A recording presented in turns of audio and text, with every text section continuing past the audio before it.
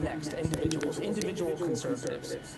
And that narrative, and that it percolated for all before Trump's first term, during his first term, and then right through Project 2025. I mean, it is right at the very beginning. It is the entire rationale for everything. And the solutions that they propose is a gutting. I mean, they literally, they describe a massive gutting, a total overhaul from top to bottom. And the orientation for that overhaul is not to identify tweaks here and there and say, oh, well, we can be more efficient, we can reprioritize around certain types of law enforcement for national security or otherwise. No, the entire orientation is around how do you both, one, as rapidly as possible restore pre-Watergate norms, which is to disabuse people and the public from this notion that the president cannot be involved in the DOJ. That's step one.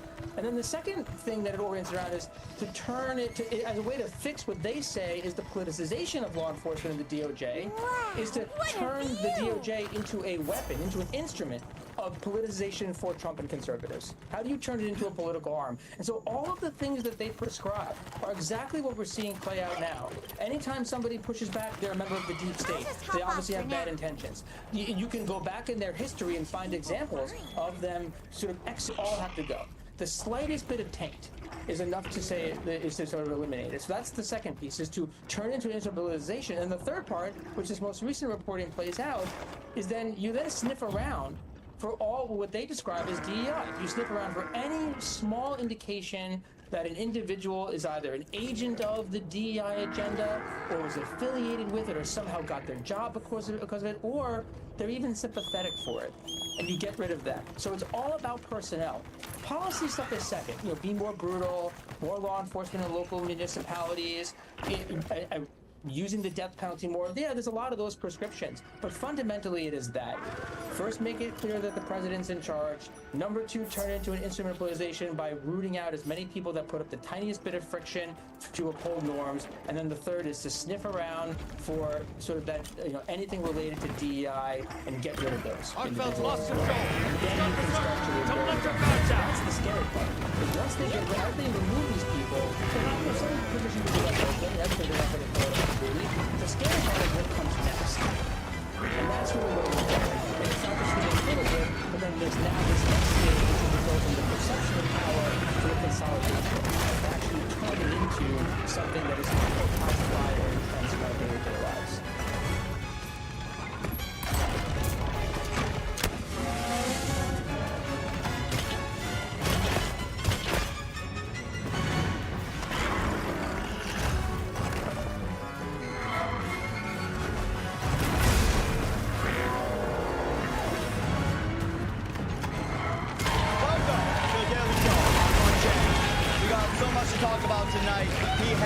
Has his own Battle of the Bulge. The National Guard adds more tour dates, and I bet you $50 gambling is going to destroy American society. So let's get into the headlines.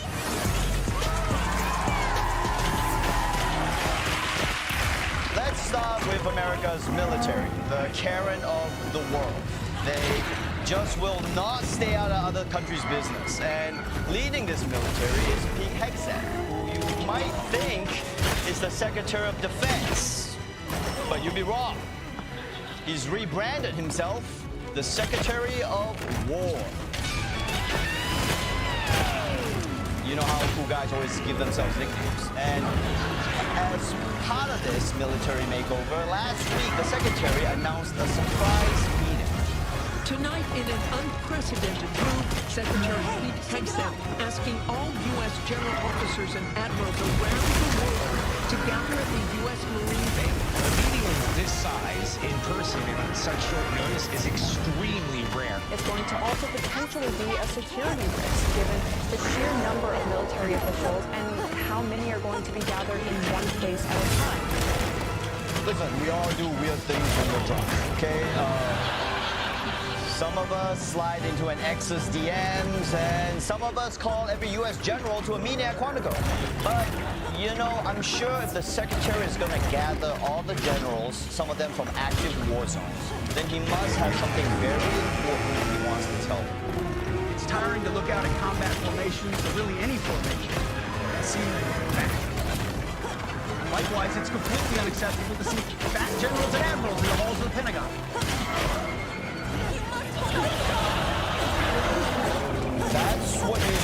all these generals in for? To tell them they're fat? Couldn't you just leave some passive-aggressive comments on their Instagram? Like, hey, congrats, General, when are you due? I mean, this guy will text top-secret war plans, but when it comes to body shaming, he's like, I want to see their fat faces when I tell them how fat their faces are. Look, I get the military needs to be fit, okay? But in defense of fat generals, they're kind of like coaches, right? Like, coaches don't need to be fit enough to play the sport. They just have to be fit enough to date a 24-year-old. And also, there are some military positions you kind of don't want a fit soldier for. Like, I don't want a guy with six-pack abs operating a drone. He clearly hasn't had enough time and experience sitting down like this with a controller. Just going, okay, he's dead. But telling generals they have to get on Ozempic wasn't the whole speech. America's Secretary of War had more to say than that. No more beards, long hair, superficial individual expression. We're gonna cut our hair, shave our beards, and here to stand. Yeah, you hear that, you goddamn hippie generals? No more beards. I'm looking at you, Admiral Lebowski. Now, according to Pete Hegseth, America's military standards are now going to be indistinguishable from a Grindr profile, okay? No fatties, no facial hair, and get those ladies the out of my sight. But it's all about a much larger project of de-wokificationing. An entire generation of generals and admirals were told that they must parrot the insane fallacy that, quote, our diversity is our strength. They had to put out dizzying DEI and LGBTQI+ statements. No more identity months, DEI offices, dudes in dresses. Yeah, you hear that, General Doubtfire?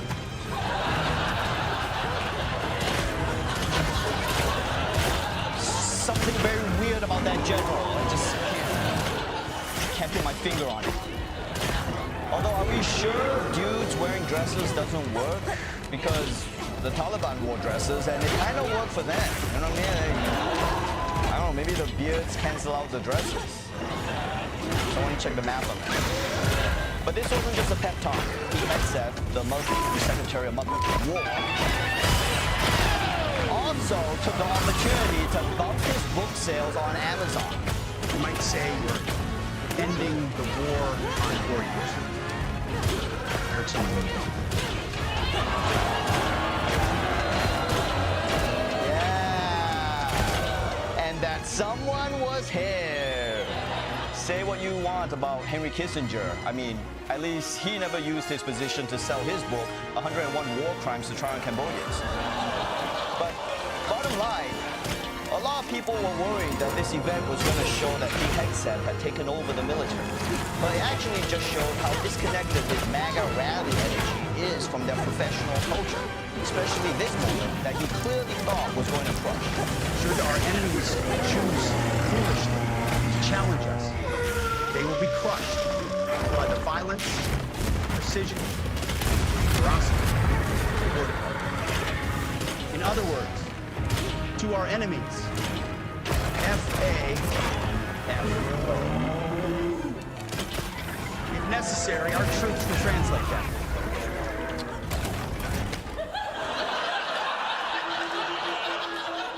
Wow. Not even the leaders of the U.S. military have ever seen a line bomb that hard before.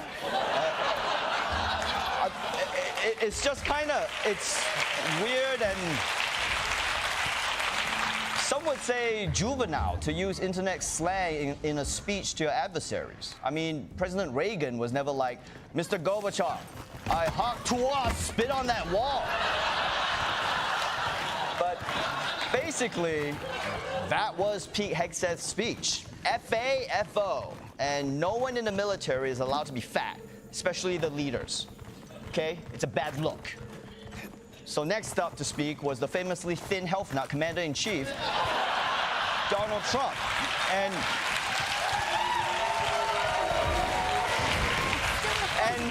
Even President Trump noticed how dead the room was. Fantastic job. I've never walked into a room so silent before. Wow, way to throw your opening act under the bus.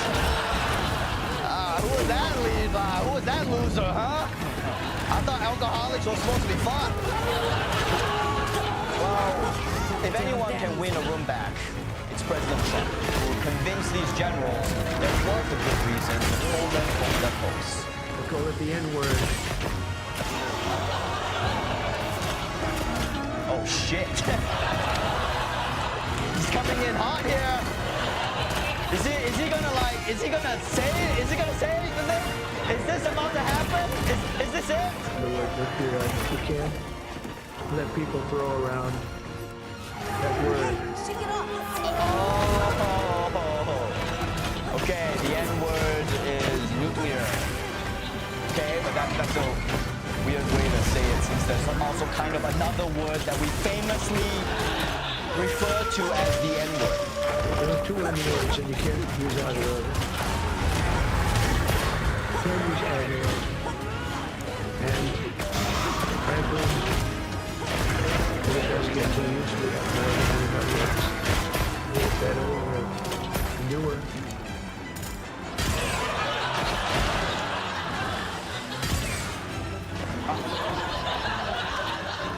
Wait, are we still talking about nuclear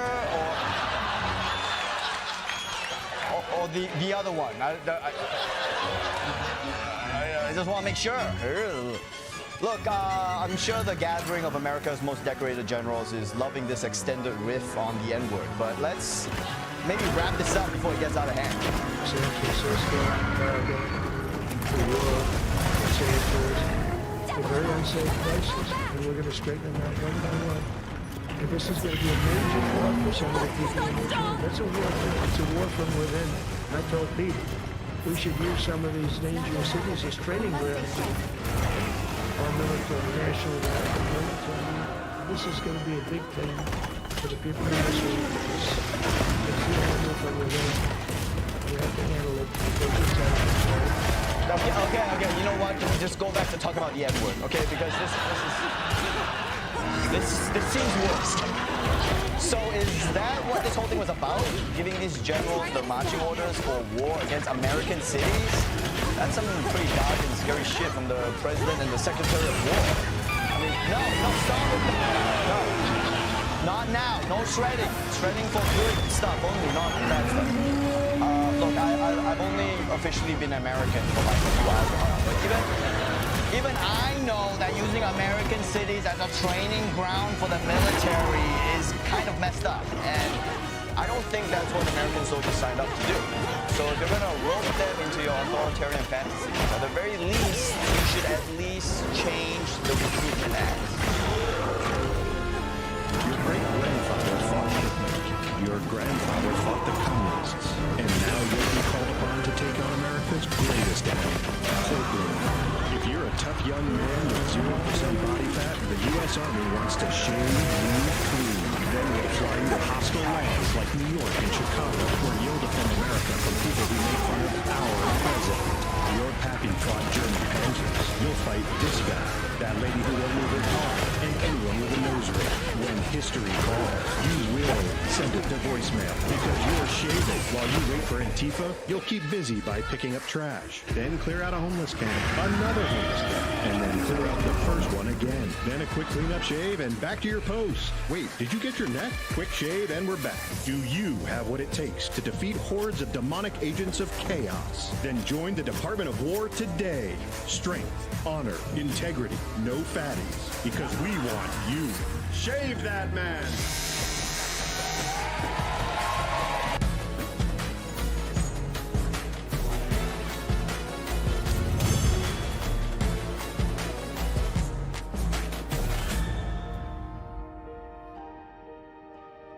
Let's kick things off with drug prices. They're too damn high. They're so expensive that rappers are balling out on a full prescription, okay? Singles are dropping like, I got a drop top Benz and a multiply Alexa Pro. Now, President Trump made big promises about lowering drug prices once he got into office, but all the haters said he was never actually going to get it done. Well, guess what, haters? His promises just got even bigger. We're going to get the drug prices down, not 30 or 40%, which would be great, not 50 or 60, no. We're going to get them down 1,000%, 600%, 500%, 1,500%, numbers that are not even thought to be achievable. Yeah, I also thought it would not be achievable to lower drug prices 1,000%, because that's not how percentages work.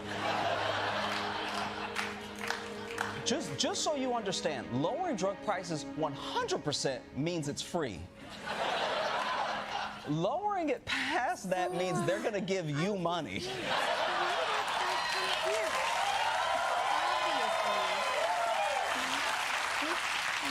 Like, next year's Forbes billionaires list is just gonna be a bunch of dudes with leukemia. On the bright side, we're actually going to be bankrupting insurance companies instead of the other way around. You know, if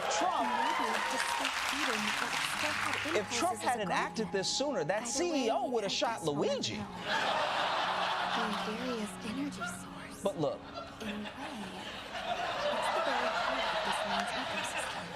But look, Trump actually does have a plan here. It's not to put a cap on the drug prices. That'd be too easy and simple. We're working very hard right now to get the other countries to lift up their prices a little bit and to get the drug companies to put it to them. Let's look for and a if way they don't, forward. the drug companies will have a lot of problems, and they are mostly agreed to it. And if the countries don't, then as an example, if it's Europe, I'll say that's okay. You're no longer allowed to sell cars in America. You're no longer allowed to have Mercedes, BMW, Volkswagen, or any of the other many cars. And they will say, oh, I love the idea of lower drug prices for America.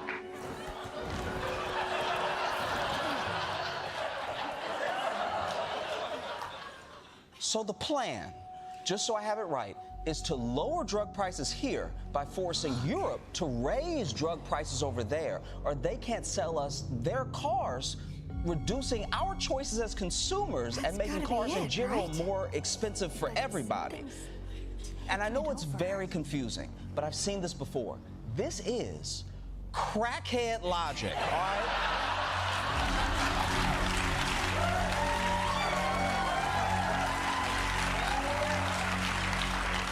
A crackhead can never go from A to B, all right?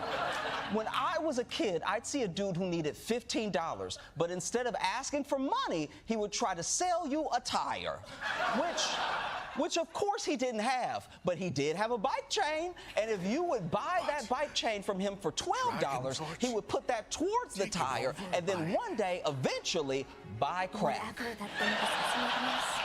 Had looked ready to awaken. And my point is, that's a better drug plan than what Donald Trump is doing. It is this year.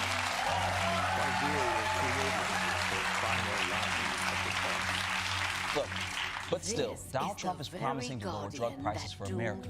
That's the news for the day. And I'm sure no one is going to talk about anything else. Brand new bombshell reporting from the Wall Street Journal. The Wall Street Journal reporting that U.S. Attorney General Pam Bondi told President Trump back in May that his name appears multiple times in the Epstein files. Without exception, a guardian. You're best friends. You're best friends with a pedophile for 10 years, one time, and the world never forgets it. But yeah, this whole time, Trump already knew he was in the Epstein files, which is a good reminder that if someone's acting guilty, they're probably guilty. No one's ever going to be like, don't look at my browser history. You'll see all the charities I volunteer for. But the good news for Trump is this is America. We don't read. As long as there's no video coming out, he should be A-OK. CNN exclusive. Newly uncovered photos and video offers a new look at President Trump's past ties to Jeffrey Epstein. Here you see the two, the opening of the Harley-Davidson Cafe. Months later, some new photos reveal Epstein walking into the Plaza Hotel to attend Donald Trump's wedding to Marla Maples. There's also what was found in this review of archival footage from a 1999 Victorian. I'm in pictures with OJ, Diddy.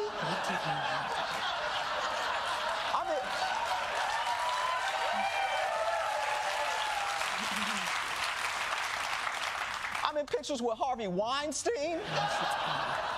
That's not helping. I'm going to stop. And they're not just in the video. Look at the chemistry they have. And this is genuinely unfortunate and unfair to Trump. But the way the camera highlighted the two of them makes it look like a giant heart on a kiss cam. What makes me feel terrible is I don't have a friend that I'm as close with as Trump was to Epstein. You know, they're making drawings for each other, laughing, showing up to weddings, going to shows together. The only way my friends hang out with me that much is if we're both holding Xbox controllers. The point is, CNN found all this new footage, and Trump didn't really appreciate it. You actually called President Trump directly to ask him about this story? Hold on. Yeah, we weren't on the phone very long. It only lasted about 30 seconds. But when I got him on the phone, I asked him about the wedding photos. He kind of paused and then said, "You've got to be kidding me." He then called CNN and me fake news a few times, and then he hung up the phone. Wait for the worst. Wait, hold on. You can just call Donald Trump. And he'll just pick up the phone himself. A president shouldn't be that available, you know? This is like pushing the call button for the flight attendant and then the pilot comes out. Like, it's like, aren't you supposed to be busy? Like, if you're here, then who's in the cockpit? We can't just march in as outsiders. I think this just shows how lonely Trump is. Right. He's answering the phone We're running out of time. He just wants someone to talk to. The lives involved It's kind of take sad. priority. Because remember, his best friend died in prison back in 2019.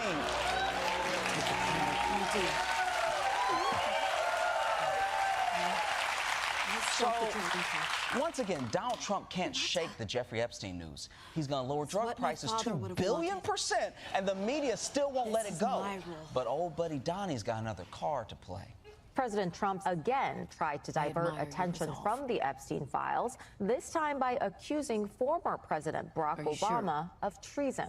Obama cheated on the election. Olivia, and we have it cold, hard, blue, and it's getting even more so. I'm sorry, you can't just say cold, hard, and blue. Like that's a normal phrase about an investigation. There's been 400 seasons of Law & Order, and no detective has ever said, "We got you cold, hard, and blue."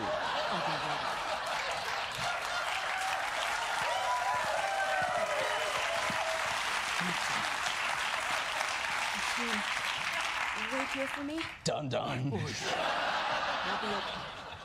But yeah, Trump is now going after Obama again, and this time he's got Tulsi Gabbard saying she's got documents that prove Obama tampered with the 2016 election, which is treason. But if you see what Obama was doing over the weekend, he doesn't seem too stressed. In my opinion, and this is controversial in my family,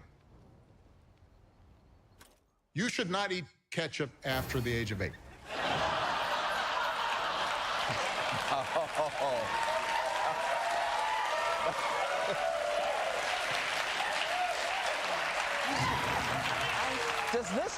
Does this man seem worried? You know, he's doing a podcast about ketchup. How is it that Barack Obama, the man Trump hates the most, is the most unbothered during 2 Trump presidencies? Like, I don't know what is pissing Trump off more, the fact that no one is letting go of the Epstein files, or that Obama refuses to be the adversary Trump wants him to be. This would be like if you took the movie Lion King, and right after Scar took over Pride Rock, Simba sang Hakuna Matata for the last 43 minutes of the film. Also, what an insane take. You're not allowed to have ketchup after the age of 8? Like, 8 years old is too young for rules like that. Like, at 8, I'm still wetting the bed, but now I have to be an aioli man. For more, let's go live to Michael Costa.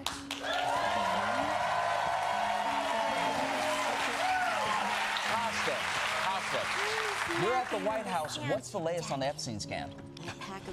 Sorry, Josh, it's actually pronounced the Obama scandal. But you're right, everyone is talking about it. What's that? Oh, yeah, I'm just telling about how everyone's talking about that Obama thing.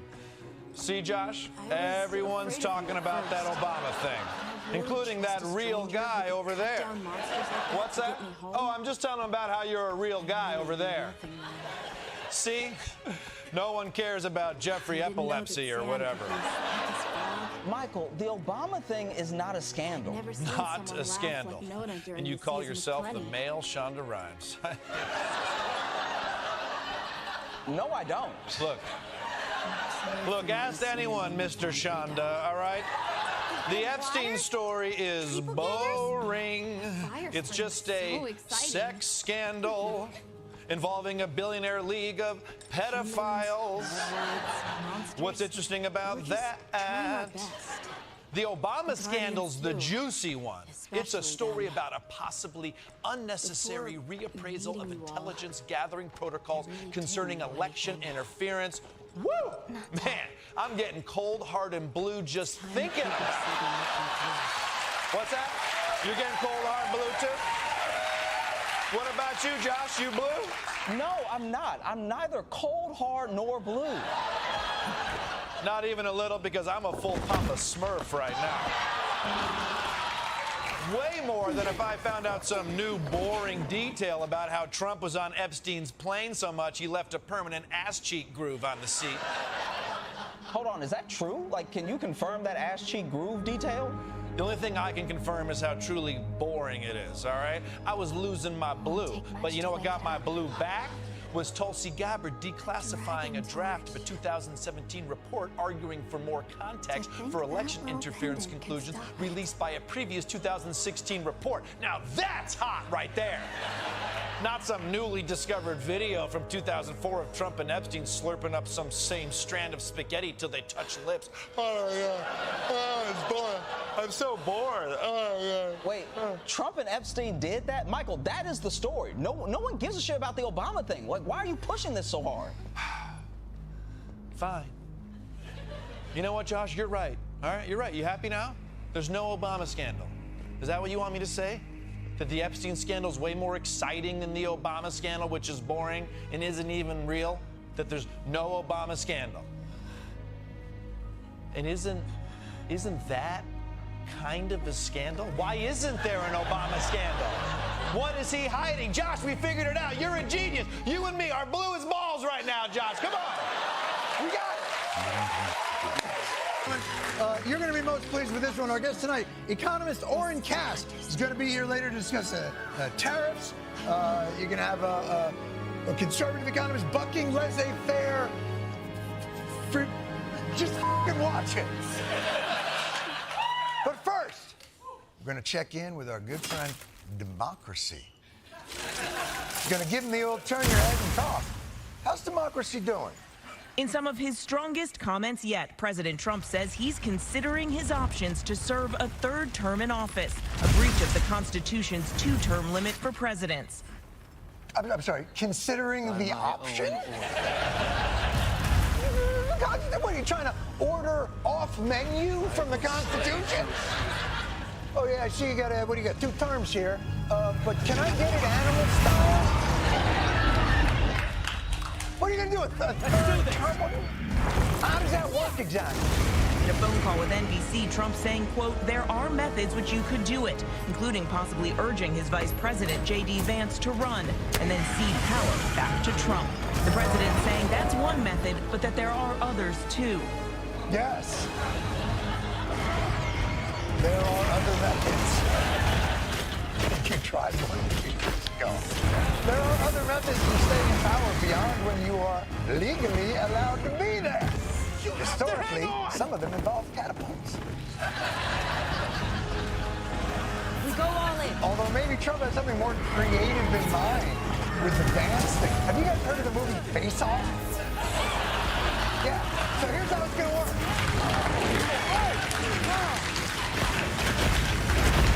Trump will watch that movie as the military seizes power. I'm sure at this point Chuck Schumer will say, I will allow it. Cause in the third term, keeping his popularity down 30. So aside from the president saying, I'm not leaving, is there any other image of the shambolic state of our democracy, perhaps something that looks like what you might get if you fed the destruction of democracy into an AI generator? Oh, right, Elon Musk. Okay. The richest and most fertile man in the world went to Wisconsin, where he came out in a cheese hat before giving million-dollar checks to voters in an effort to influence the Supreme Court race in Wisconsin. Hey! You know what that's about? You know what that's about, Elon? They're hoping he's not your Musk.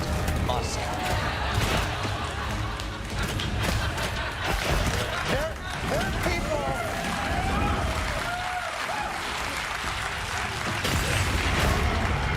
Do not appropriate their dairy shareholders.